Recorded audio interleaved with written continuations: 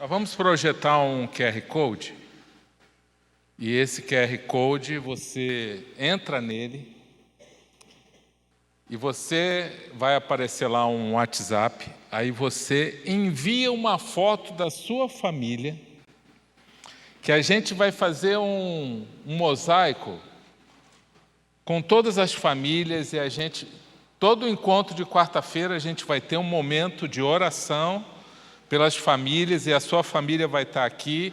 A gente vai entregar esse mosaico também para o nosso grupo, nosso Ministério de Oração e Intercessão, para orar por todas as famílias. Então você já pode enviar agora, que no final do culto já vai ter aqui um mosaico de quem já enviou, tá? E a gente vai fazer um momento de oração. Se você tem uma família, se não tem, tira uma foto aí agora de vocês. Mas eu acredito que sempre tem uma foto lá, né? Na galeria, no arquivo aí do celular. E você pode enviar agora, que o Samuel já vai receber lá da mídia e vai montar esse mosaico para o final do culto, a gente fazer um momento de oração por todas as famílias aqui.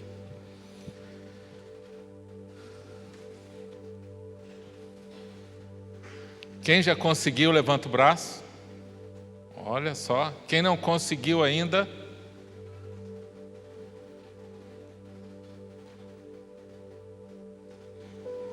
se você não conseguiu, envia para alguém. Esse alguém vai enviar. De repente envia para você.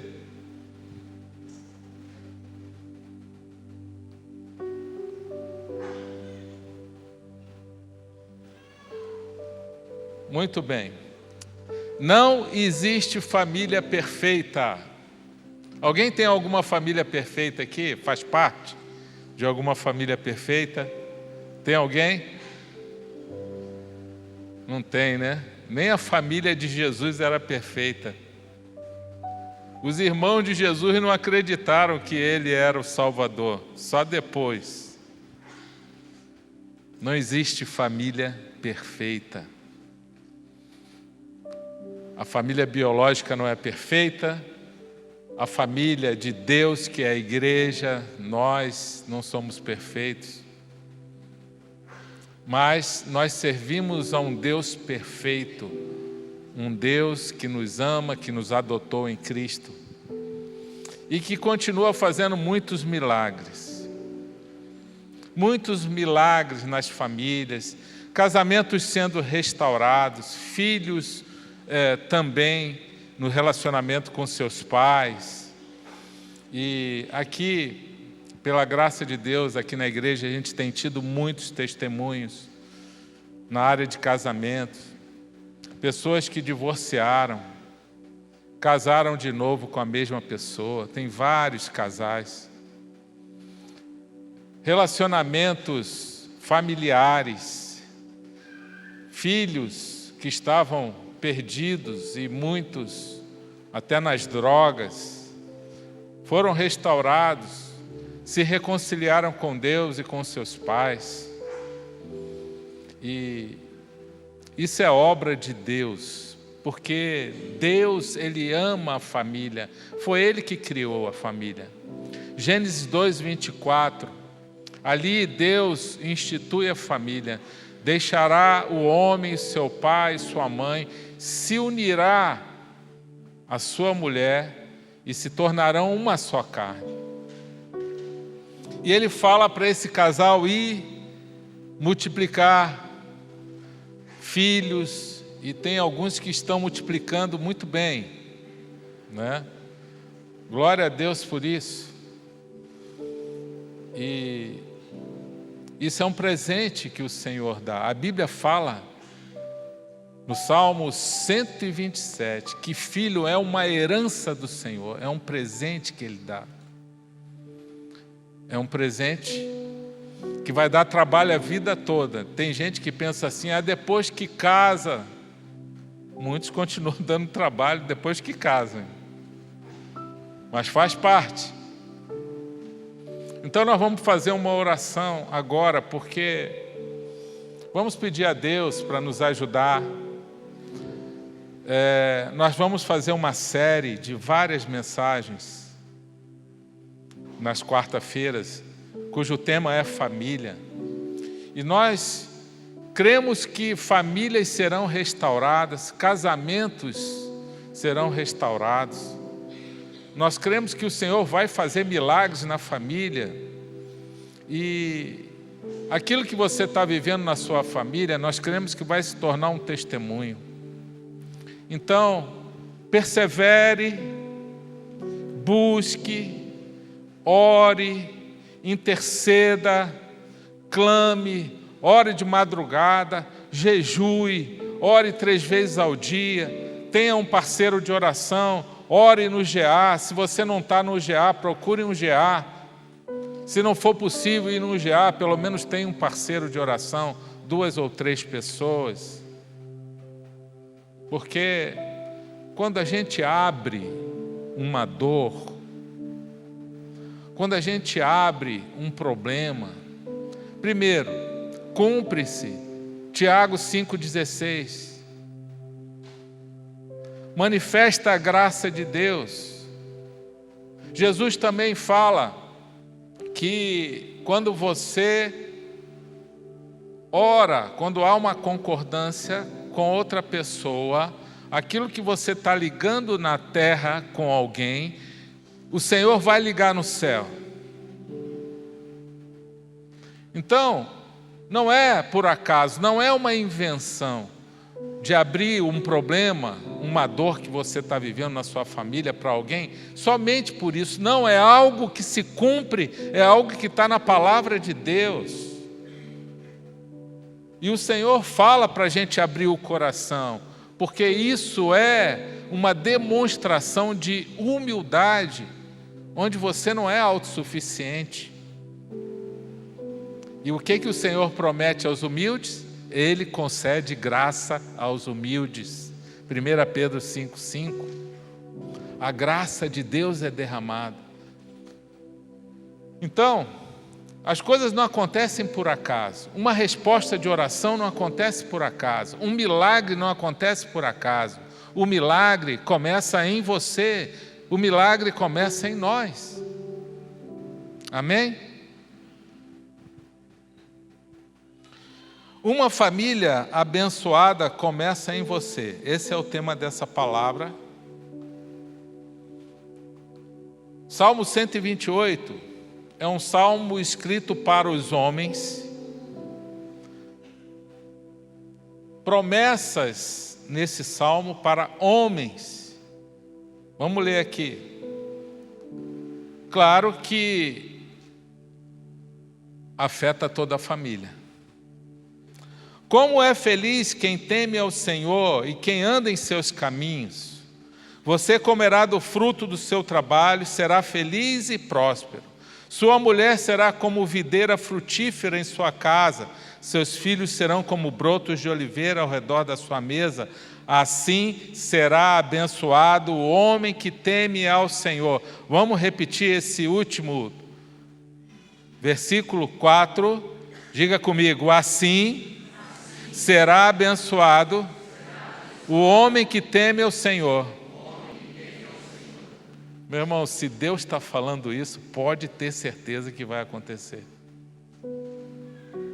Mas existe uma condição: o temor a Deus. Então, uma família abençoada não acontece por acaso. Então ele está falando para o homem. Primeiro ele fala que o homem é feliz. Algumas versões falam bem-aventurado, é a mesma coisa. Ele vai ter aqui, segundo esse salmo, aquele que tem temor a Deus e quem anda em seus caminhos, aquele que é obediente, está obedecendo a palavra, está lutando contra o pecado, não quer andar na mentira, não quer andar na desonestidade, quer andar na pureza de coração, é aquele que quando peca se arrepende, é aquele que não se acomoda no pecado. Há a promessa que diz, você comerá do fruto do seu trabalho. Então vai ter trabalho. E você vai ver o resultado do seu trabalho. Então, se você está desempregado aí, já vai aparecer trabalho para você. É só você começar a obedecer a Deus. Amém? Vai aparecer trabalho para você. Se a tua empresa está com problema, começa a obedecer a Deus, que Deus vai fazer algo novo lá. E diz ainda, você será feliz e próspero, vai ter prosperidade para você. Você vai prosperar, não é só ter dinheiro, é muito mais do que isso. Paz, relacionamento familiar. Paz, que é algo muito precioso. Sua mulher será como uma videira frutífera em sua casa. Isso começa, olha como começa a se estender a família. Começa a interferir na mulher. Videira frutífera, ou seja, a mulher vai dar fruto. Quem já viu uma videira frutífera aí? Assim, aquela videira cheia de uva, assim, pendurada aqui. Quando nós chegamos em Cascavel, um amigo nosso aqui nos levou a uma chácara que acho que não existe mais, porque eu nunca mais ouvi falar. Você entrava lá naquela chácara e o dono vendia a uva para você, você colhia na hora. Para quem foi criado em cidade, nunca viu isso. Eu queria ir lá toda semana. E ele falava assim, você pode comer o quanto quiser, só não pode ir... Você entrou lá, você pode pegar os cachos e pode comer. E aquele monte de cacho de uva pendurado, e a gente, eu e a Claudinha lá, e as meninas cortando e levando. Eu comia um cacho e colocava o outro, para pesar lá. E o dono falou, vocês podem comer, não tem problema, o que vocês vão levar. Ainda existe esse lugar? Alguém conhece? Alguém já ouviu falar? O homem deve ter falido, coitado. Não existe mais não? Não faliu não? Claudinha falou que não. Hein? Ele vendeu a chácara. Mas era um negócio impressionante, aquele monte de cacho de uva pendurado. E a gente ia para lá naquela chácara ver. E ele está falando aqui que é uma videira frutífera. É uma mulher que vai ser feliz, é uma mulher que vai dar fruto, é uma mulher que vai estar bem consigo mesmo. Ele diz ainda que os filhos serão como brotos de oliveira ao redor da mesa, ou seja, vai ter comunhão. Mesa na Bíblia significa comunhão. Assim será abençoado o homem que teme ao Senhor. Qual é o papel do homem? Sabe qual é o papel do homem? Eu vou resumir aqui. Vou falar 5 papéis do homem. Depois eu vou falar 5 papéis da mulher. O homem, o primeiro papel do homem é ser um sacerdote. Diga, sacerdote. Anote isso para você nunca esquecer. É muito ruim quando a mulher é a sacerdotisa da casa. É ela que está sempre empurrando o homem. É ela que está sempre convocando o homem para as coisas espirituais. Inverteu-se o papel, mas o papel de sacerdote é do homem. Ser um sacerdote é ser um intercessor, é aquele que vai estar levando a família dele para Deus. A mulher também, claro, tem que orar, tem que buscar, mas o papel principal de ser um sacerdote da casa é do homem. Ser um sacerdote é aquele homem que está preocupado com a sua família e que vai orar pela família, e que vai buscar, e que vai encorajar, e que vai motivar a família nas coisas de Deus. Vai ter que começar por você. Não pode a mulher ter que ficar empurrando o homem.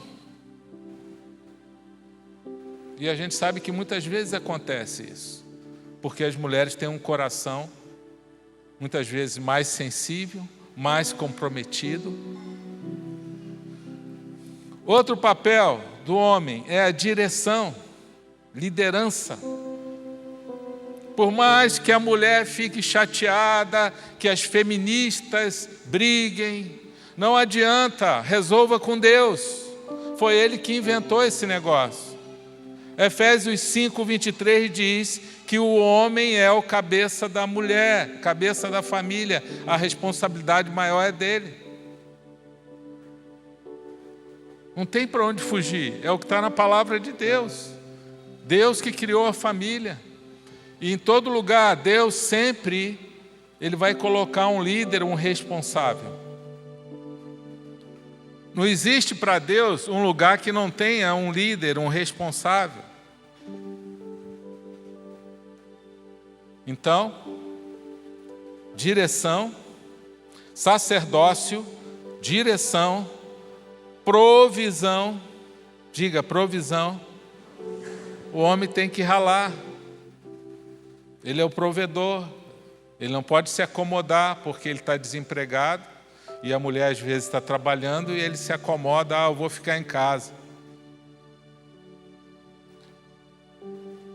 Não quer dizer que o salário da mulher não possa ser maior, pode até acontecer. No entanto, o homem é aquele que vai prover isso desde o início. O trabalho não foi o diabo que inventou, o trabalho quem inventou foi Deus. Antes mesmo do pecado existir, quando Deus criou o Éden, Ele colocou o homem lá e disse, agora você vai trabalhar e vai cuidar do jardim. Lavrar e cuidar, está lá. Lá no início, em Gênesis. Deus falando, o pecado não tinha nem entrado, o pecado entrou em Gênesis 3. Deus falou isso em Gênesis 2. Então, tem gente que pensa que segunda-feira e o trabalho foi o diabo que inventou. Não, foi Deus mesmo. E o trabalho é tão importante, que ver um homem se lascar e deixar ele sem trabalho. Primeira coisa que ele cai é na imoralidade, porque a gente sempre falou uma fórmula aqui para os homens, para ele nunca ter muito cuidado com isso aí. Tá? Ociosidade, homem mais ociosidade é igual a imoralidade sexual.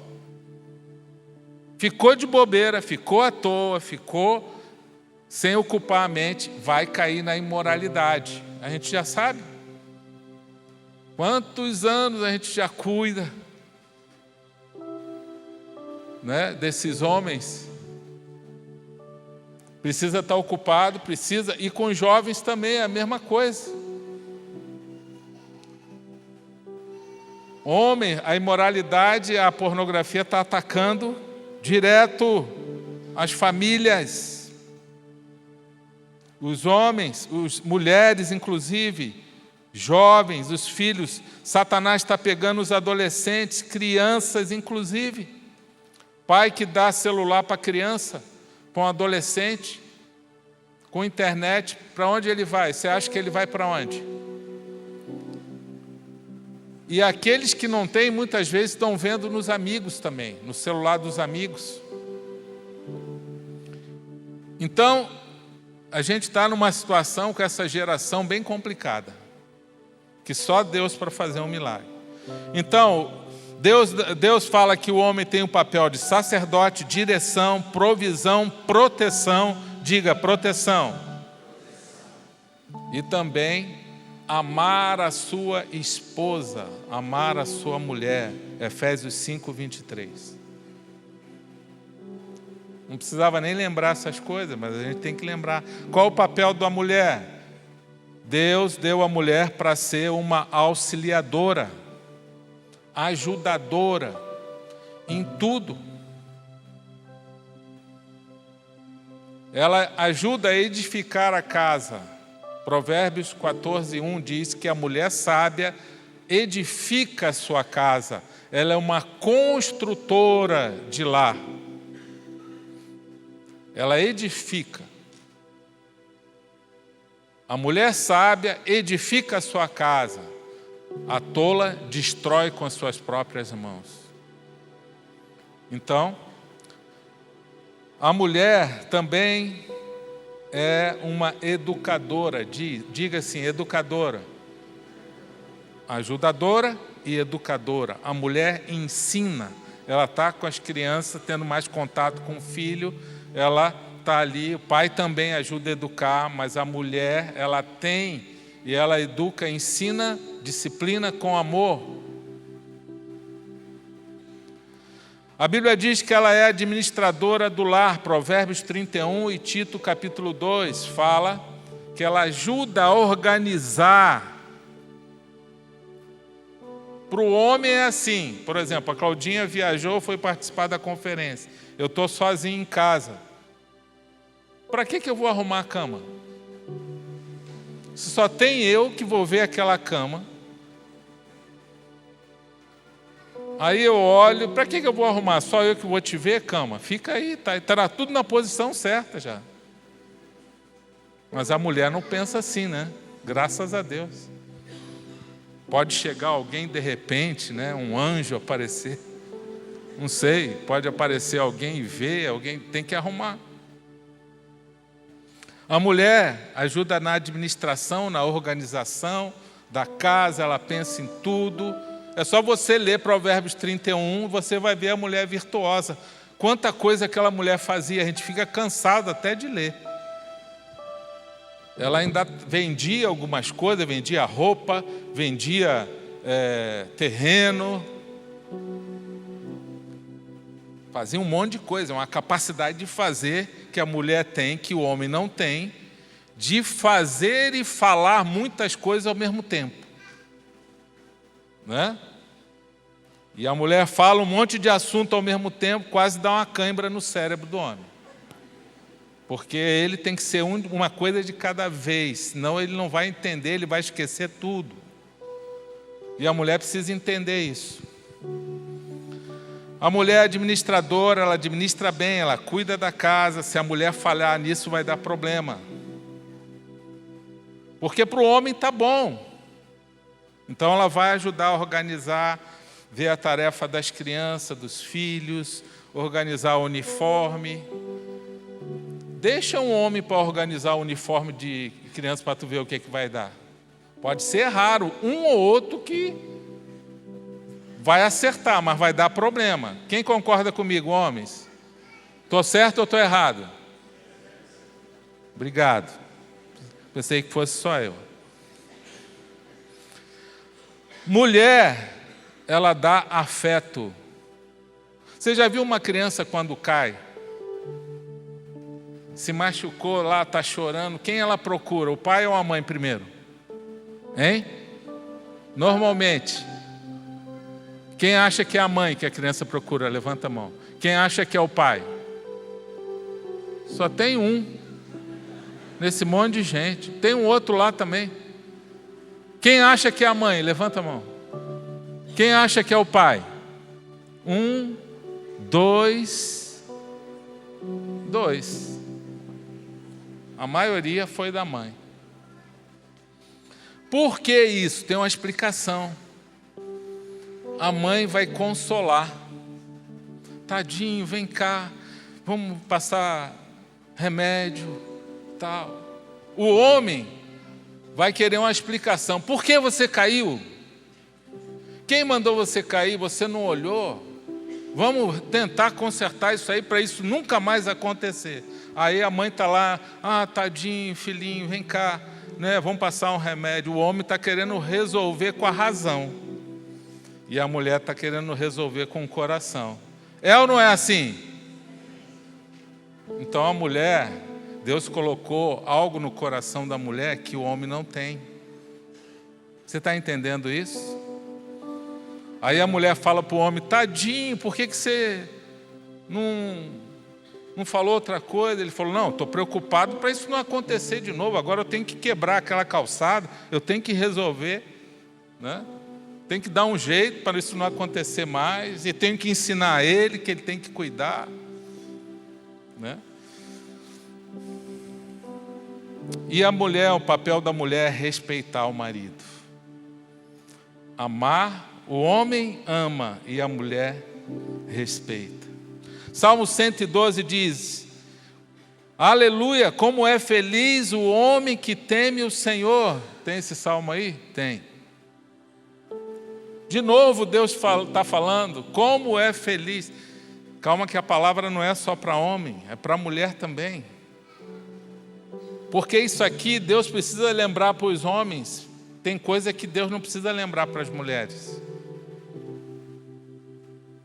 Como é feliz o homem que teme o Senhor e tem grande prazer em seus mandamentos. Agora vem a descendência. Seus descendentes serão poderosos na terra, serão uma geração abençoada de homens íntegros. Grande riqueza há em sua casa e a sua justiça dura para sempre. Deus está falando de novo lá em temor a Deus. E tenha compromisso com os seus mandamentos, prazer na sua palavra. E vem a promessa agora de uma geração abençoada. Você quer ter uma geração abençoada? As nossas escolhas vão interferir na próxima geração. Amém? Nos filhos e nos filhos dos nossos filhos, nos netos.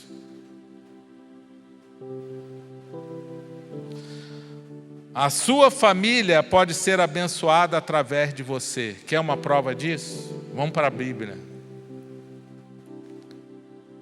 Salomão foi o filho de Davi. Imagina um homem que tinha toda a sabedoria do mundo.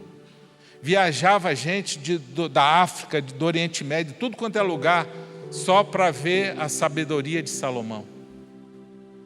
As pessoas ficavam impactadas com tanta riqueza, com tanta organização, um exército poderoso, uma estrutura. Tudo isso se acabou. Tudo isso se perdeu. Por quê? Por causa do pecado. Eles perderam a bênção. Salomão, com toda a sabedoria que ele pediu a Deus, Deus deu a sabedoria. No final, mais uma temporada a mais, com tanta mulher. Para que ter tanta mulher assim? Cuidar de uma já é difícil. A Bíblia diz que ele tinha em torno de 1000 mulheres.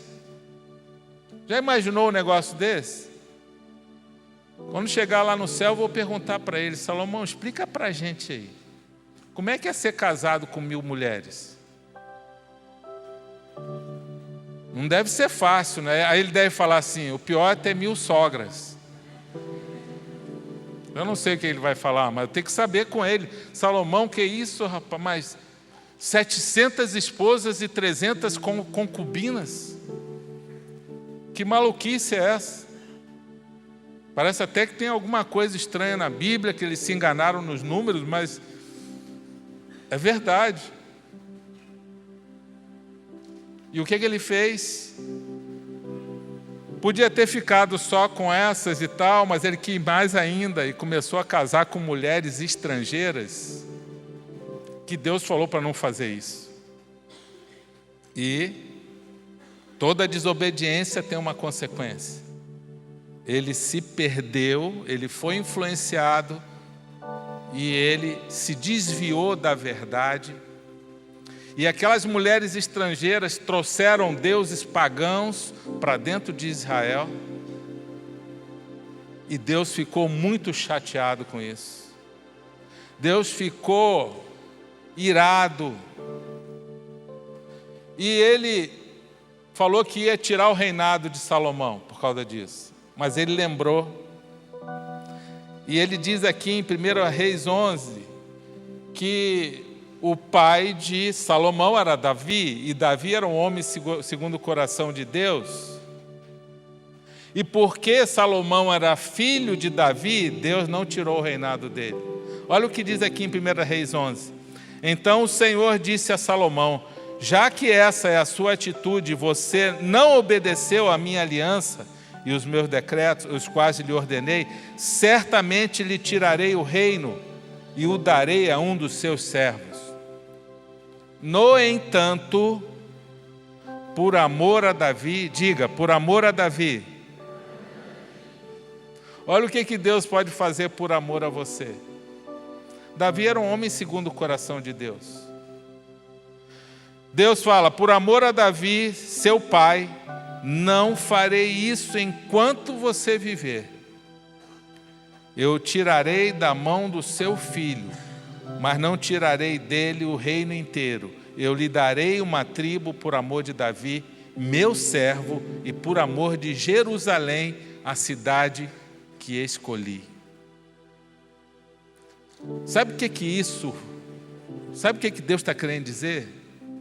Por amor a você, a sua descendência poderá ser poupada, poderá ser manifestada a misericórdia de Deus, o livramento sobre essas pessoas, com um filho que muitas vezes está te dando trabalho, está te dando dor de cabeça, mas você está ali em obediência a Deus. Vai chegar a hora que Deus vai colocar a mão dele lá, na vida desse filho, na vida desse neto, dessa geração, por amor a você, por causa da sua obediência.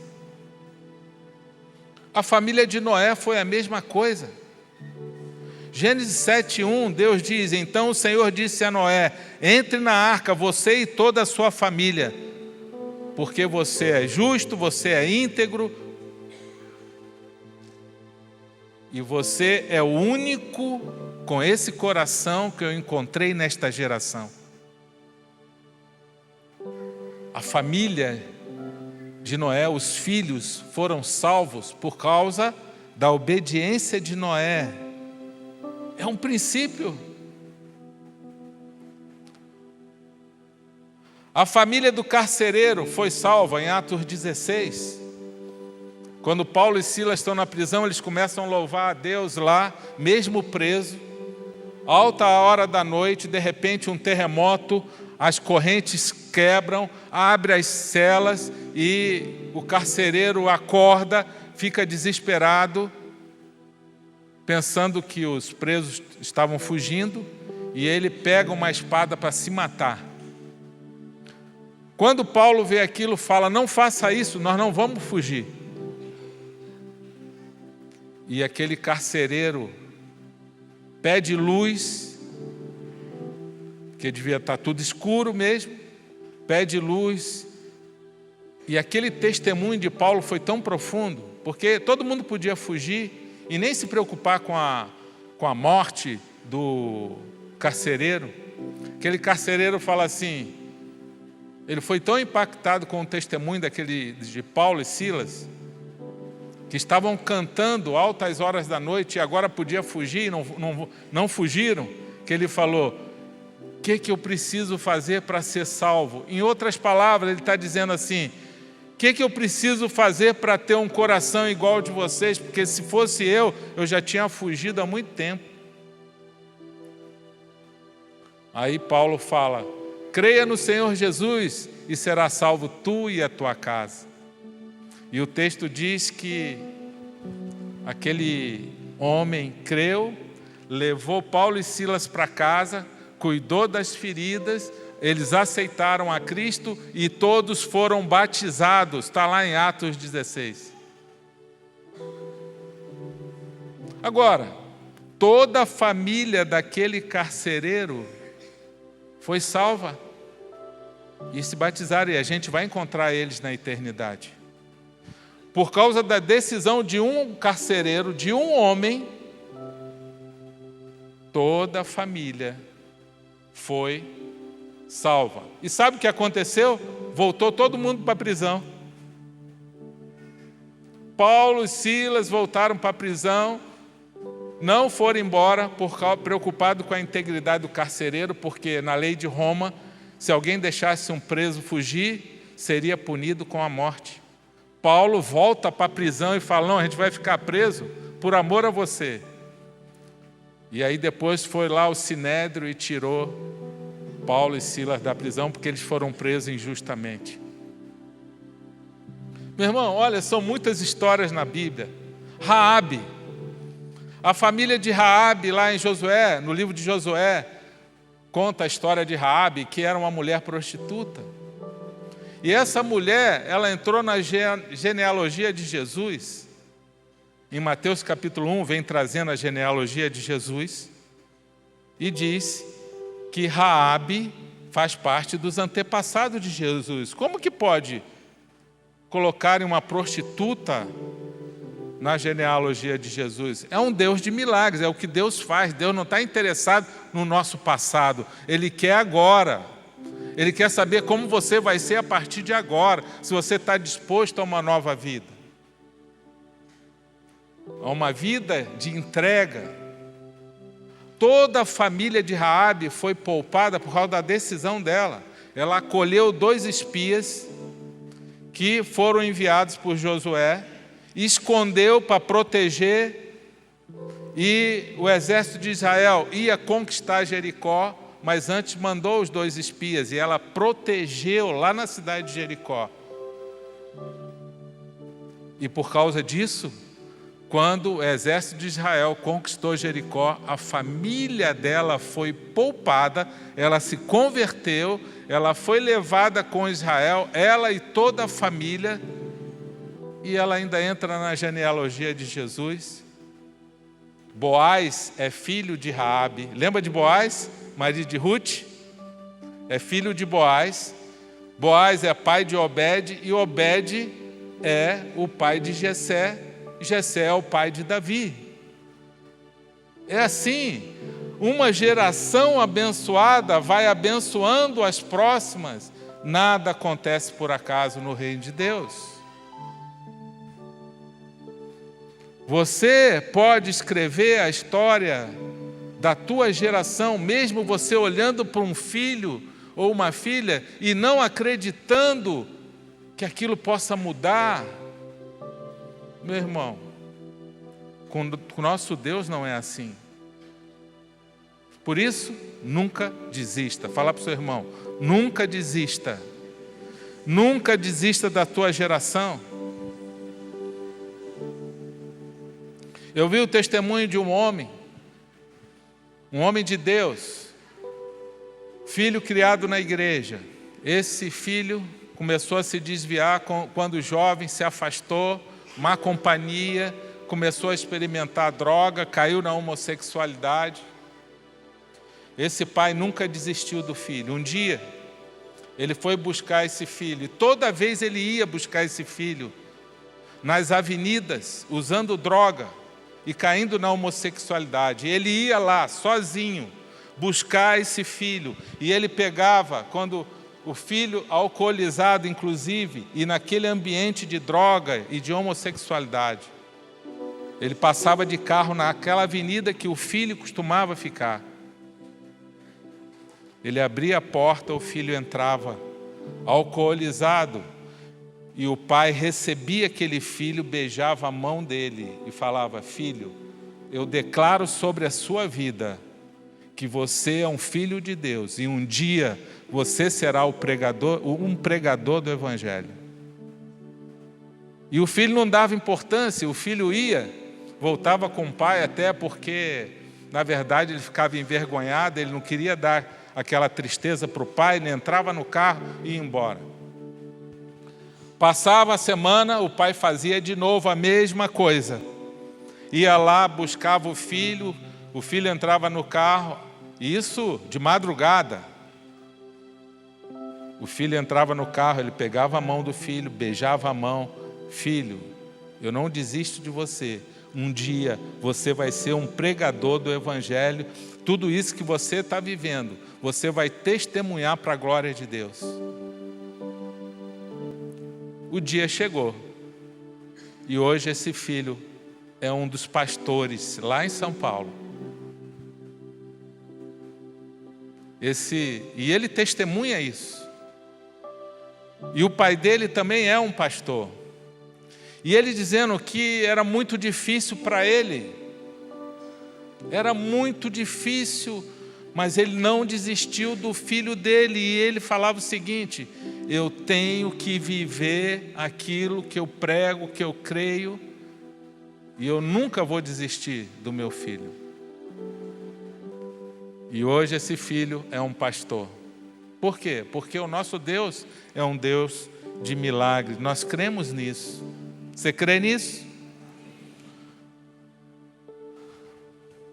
Nós temos ali o testemunho da Bia, que eu quero passar rapidinho e a gente já vai encerrar. Porque durante 10 anos nós oramos pela Bia, nossa filha. Eu falei com ela. Ela já deu testemunho numa conferência que a gente fez, acho que uns 2 ou 3 anos atrás. Conferência da família. E eu perguntei para ela: Bia, posso passar o vídeo do seu testemunho? Ela falou: pode passar. Durante 10 anos nós oramos pela Bia, nossa filha. Foi um tempo difícil, mas eu quero passar esse testemunho, porque nós cremos que possa ajudar alguém. Mesmo você que não tenha filho, ou você não é uma área de luta da sua vida, transfira o que Deus fez para essa área de luta. De repente a sua luta não é com um filho, mas é no casamento, é relacionamento conjugal. De repente a sua área de luta familiar é na saúde ou no financeiro. Não interessa o problema. Nosso Deus é um Deus de milagre em qualquer área. Mas nós sofremos durante 10 anos, eu e a Claudinha. E foi muito difícil, porque por vários momentos eu pensei em desistir de estar à frente da igreja, porque eu não me sentia qualificado. E a gente liderou os jovens por vários anos, e eu não me sentia qualificado. Muitas vezes eu sentia o diabo me acusando: como que você prega para os jovens, você prega para a igreja e a sua própria filha rejeita esse Deus que você prega, como a sua própria filha rejeita as verdades de Deus. Então, nós enfrentamos durante 10 anos, não foi pouco tempo. Foi uma prova difícil, foram horas de joelho no chão, de madrugada, muito choro, muita tristeza, mas foi uma prova que Deus nos levou a passar, onde nós fomos levados até a nossas últimas forças e uma dependência total de Deus. E aprender a lidar com situações no seu familiar. Você vai ter que aprender a amar incondicionalmente, mesmo que aquela pessoa não mereça o seu amor, o seu respeito, a sua honra. E você amar por obediência a Deus e amar porque só tem essa saída, não tem outra. Então, tem o vídeo aí? Vamos assistir o testemunho? Pode projetar, por favor. Meu nome é Beatriz, tenho 30 anos, sou filha e amiga de Deus. Vou tentar, porque olha, é difícil. Casada com Bruno, tenho 3 filhas, Mel, Isa e Sol. Sou filha do pastor Jefferson e da pastora Cláudia, irmã da Bruna e da Bianca.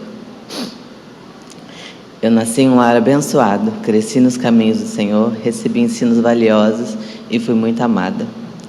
Sempre fui uma criança feliz, autêntica, bondosa, justa, cheia de amigos e que amava a Deus de todo o meu coração. Nasci no Rio de Janeiro, moramos em Manaus e depois mudamos para Cascavel. Sempre foi tudo normal, nunca tivemos problemas. Mas o primeiro desafio começou quando meu pai foi convidado para uma missão no Timor-Leste, aonde ficaria 1 ano. 1 ano fora. Que difícil, meu coração foi ferido nesse tempo. Senti muita falta do meu pai, chorava escondido da minha mãe para não deixá-la triste, contava os dias para ele voltar.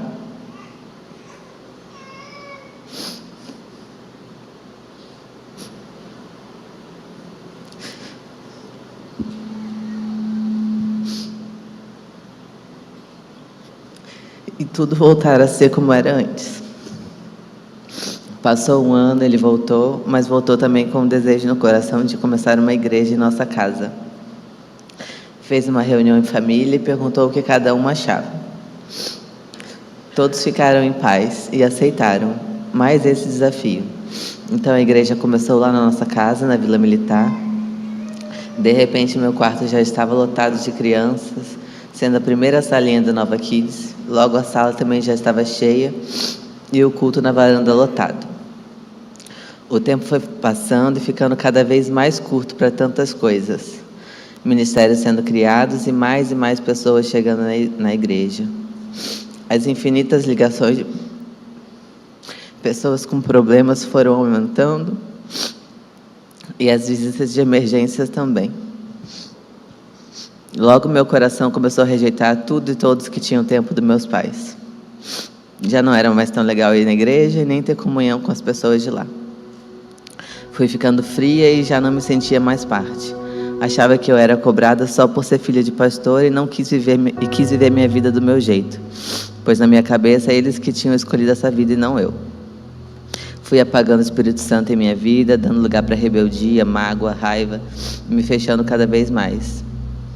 O orgulho nunca me deixou demonstrar qualquer sentimento de falta. Eles nem faziam ideia que isso passava em meu coração. Pelo contrário, comecei a rejeitar meus pais de todas as maneiras. Cortei totalmente o diálogo dentro de casa, não olhava nos olhos, não queria seguir as regras, fazia o que dava na minha cabeça e trazia muito sofrimento para nossa casa. Fui emancipada com 17 anos, tentei morar sozinha por um tempo, quebrei muito a cara e passei muito perrengue por minhas escolhas e por estar fora da bênção.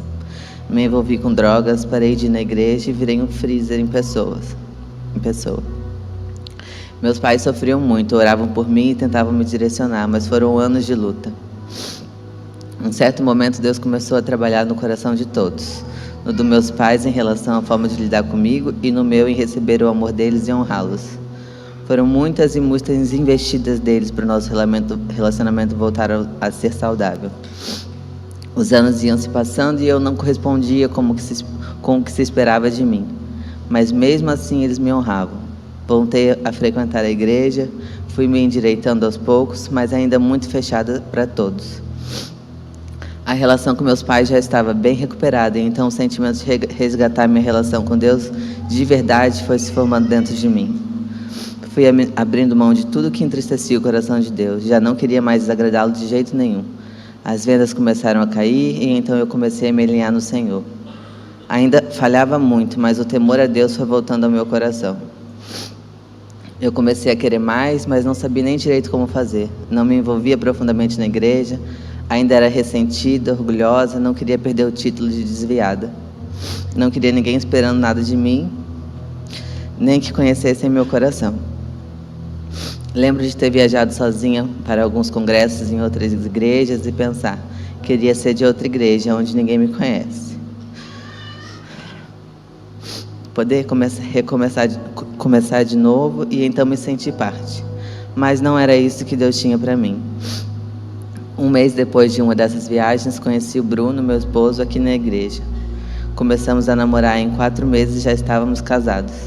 E com 2 meses de casados já estava esperando a Mel. Foi então que pela primeira vez na minha vida experimentei o amor de Deus.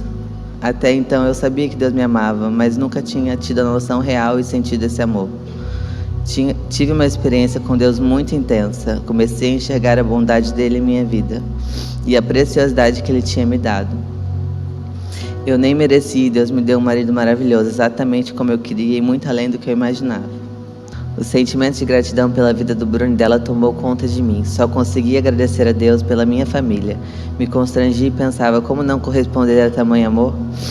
Fui tomada pelos sentimentos de gratidão e alinhada para o real tesouro da minha vida, minha família. Ainda nesse momento com Deus, quebrantado, Ele foi abrindo mais ainda meus olhos. Pude ver verdadeiramente os pais que Ele tinha me dado. Me constrangi novamente e um novo nível de honra a eles nasceu em meu coração. E um novo nível de arrependimento por tudo que fiz também. Nossa relação estava boa, mas eu ainda tinha dores e queria a cura total. Marcamos um momento, eu abri meu coração, pedi perdão, perdoei e me livrei de todo ressentimento que me impedia de fluir e crescer mais em Deus. Também enxerguei que faltava derrubar o muro que existia entre eu e a igreja. Minha outra família. Um muro cheio de mágoas que não me deixava eu me sentir parte. Mesmo firme em Deus, eu não tinha pertencimento. Mas até isso Deus restaurou. O amor de Deus mudou a minha vida. Eu fui resgatada, Jesus me chamou e eu ouvi a sua voz. A compreensão de sua graça me transformou. Uma vida no centro da vontade de Deus é tudo que eu mais quero. Não existe nenhuma outra ambição na minha vida a não ser cumprir o chamado que Ele me entregou. Sou extremamente feliz, grata e realizada com o que Ele me deu, a minha família. Minha oração e principal desejo é que as minhas filhas tenham o seu encontro com Deus. Nós pais podemos fazer tudo, ensinar a amar a Deus, ensinar a amar o que Deus ama, mas cada filho precisará do seu encontro e sua experiência única com Ele. Sou imensamente grata pelas infinitas orações dos meus pais. Oração nunca será o último recurso, e sim o primeiro. Sei que grande parte do que vivo hoje é fruto da intercessão dos meus pais pela minha vida. Te encorajo a ser um grande intercessor dos seus filhos. Profetize na vida deles, declare todos os dias quem eles são. Declare que estão na segurança do Senhor, que são abençoados, prósperos, inteligentes, sábios, obedientes, filhos amados de Deus, que aonde colocarem as mãos prosperará, que são favorecidos e têm o favor de Deus, que são o que a Bíblia diz que eles são e têm o que a Bíblia diz que eles têm, e que o Senhor está com eles a todo momento. Agradeço de todo o coração pela minha vida, do meu esposo e das minhas filhas. Agradeço por tudo que meus pais fizeram por mim e fazem até hoje. Agradeço a Deus por sua presença em nossa casa, por poder ouvir a sua voz e por suas promessas para a minha família. Eu creio que viverei todas as promessas para a minha vida e para a minha casa. Agradeço por essa igreja que eu amo e hoje me sinto parte verdadeiramente. Agradeço pelo milagre que é a minha vida e por tudo que Deus é para mim. Se você está passando dificuldades com algum filho, lembre-se, não é o fim da história. Eu e minha casa serviremos ao Senhor.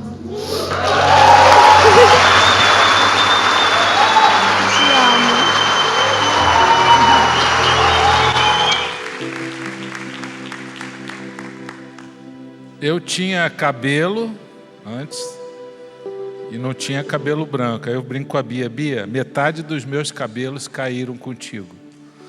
Ela, pai, mas você tem que ver que tudo tem um propósito. Você nunca ia ter tanta experiência para compartilhar com a igreja. E também não ia ter esse testemunho, né? Ela brinca assim comigo. Mas, glória a Deus, hoje ela é uma mulher de Deus, firme, e Deus fez grandes coisas. E se fez na nossa família, pode fazer na sua também. Seja a área que for, é o que a gente crê de verdade. Por isso, que esse testemunho sirva como encorajamento para ativar a sua fé. Foi um tempo difícil, mas que passou pela graça de Deus. O que devo fazer para alcançar minha família? Primeira coisa, comece por você. Fala isso para o seu irmão, comece por você. Você tem que ser salvo. Você tem que ter Cristo no seu coração. Você tem que entregar sua vida a Jesus, de verdade. Como um perdido vai alcançar outro perdido? Jesus fala que um cego não pode guiar outro cego. Os dois vão cair no buraco. Então, se você quer fazer diferença na sua família, tem que começar por você.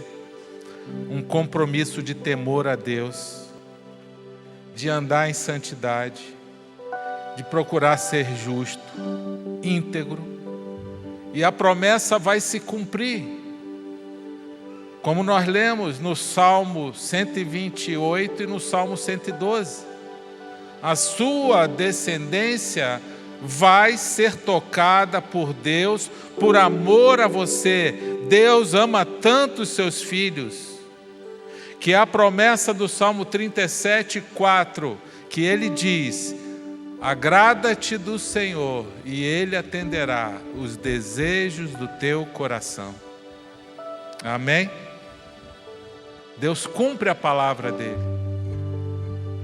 Mas para isso, você precisa se posicionar.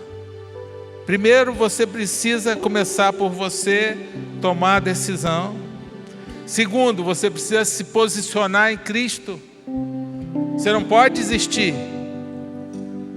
Um compromisso de fidelidade.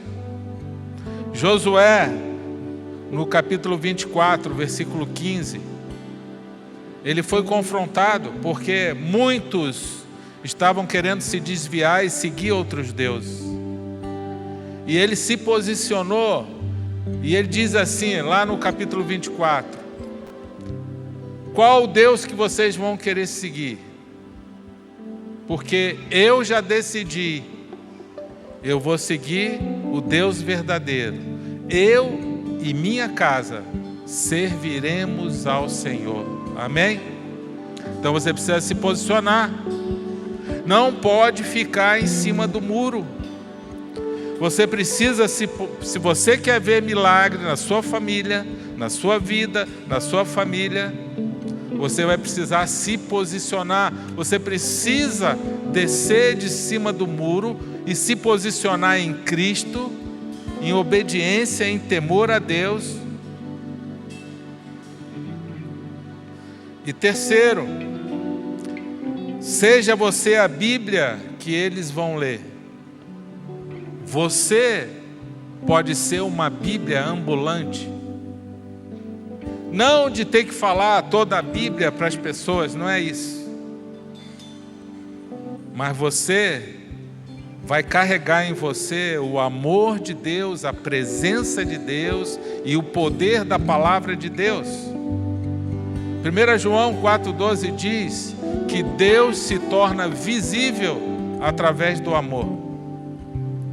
Então, lá na sua família, dê um bom testemunho, que você reflita o amor de Cristo, que você reflita a luz de Deus na vida daquelas pessoas, mesmo aquelas pessoas que estejam decepcionando você, mesmo aquelas pessoas que não merecem aos olhos humanos. Ame com o amor de Cristo, perdoe aquela pessoa, combata o mal com o bem, e Deus vai honrar a tua decisão, e você vai ver o milagre do Senhor acontecendo. Amém? Vamos ficar de pé.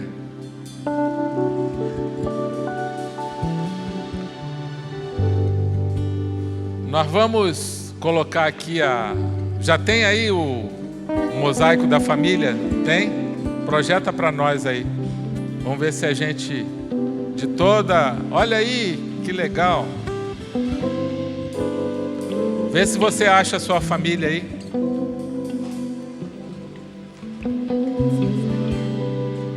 Olha aí, quanta gente.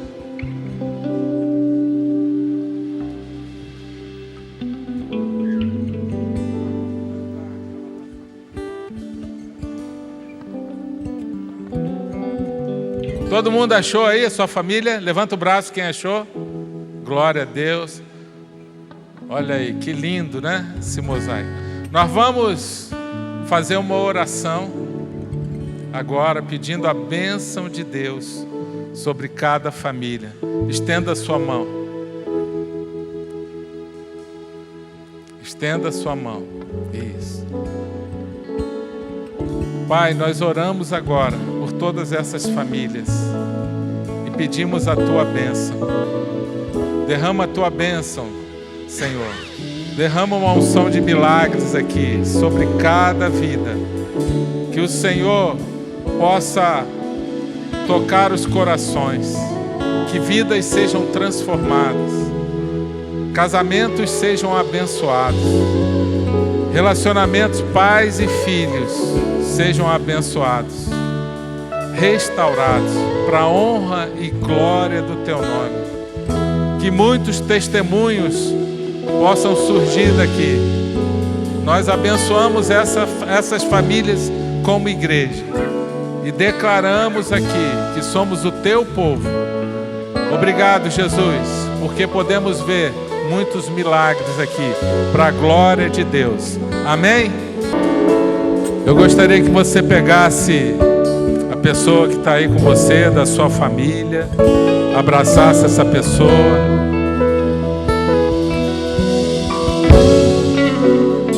Isso, você que está aí. Se você está sozinho, abraça uma outra pessoa, porque você também é da família de Deus.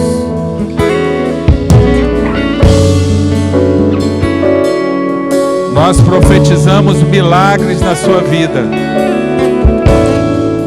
Milagres, famílias restauradas. E a partir de hoje você precisa entender que precisa começar por você. Amém? Glória a Deus. Pai, obrigado por esse culto. Obrigado, Senhor, pela Tua graça e Tua misericórdia. Pelo Teu grande amor por nós, que mesmo sem merecermos, o Teu amor nos alcançou. Nós pedimos a Tua bênção sobre todas essas famílias. E pedimos, Pai, grandes transformações, grandes milagres. Cura, Senhor, restaura o ferido, restaura o enfermo, restaura relacionamentos. Traz, Senhor, prosperidade. Nós tomamos posse da Tua palavra. O Senhor promete bênçãos e prosperidade sobre o Teu povo. Traz um coração obediente. Aqueles que estão aqui, que hoje estão decidindo em Cristo Jesus. Senhor, ajuda essa pessoa a perseverar, a seguir o Teu caminho. Guarda cada família em nome de Jesus. Amém? Domingo nós teremos batismos. Se você está aqui e já tomou a sua decisão com Cristo, agora você precisa obedecer ao segundo passo do batismo. Se inscreva lá, nós vamos reunir, vamos conversar e vamos batizar você para a glória de Deus. Deus te abençoe e vai na paz do Senhor. Obrigado, tá?